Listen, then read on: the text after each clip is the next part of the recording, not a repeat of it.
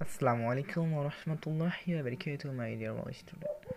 আজকে আমরা দেখব, শুনব, পড়ব তায়াম্মুমের তিন ফরজ। তায়াম্মুম তিন ফরজ। যখন আমরা নামাজ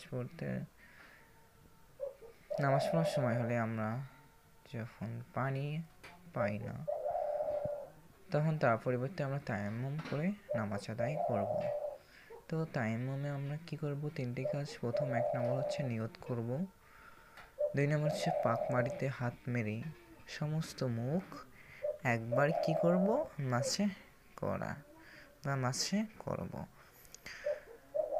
তিন নম্বর, পাক মাটিতে হাত মেরে দুই হাতের কনুই সহ একবার মাসে করা।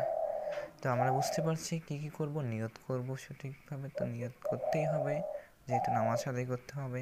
পাক মাটিতে হাত মেরে সমস্ত মুখ একবার মাসে করব মাটিতে।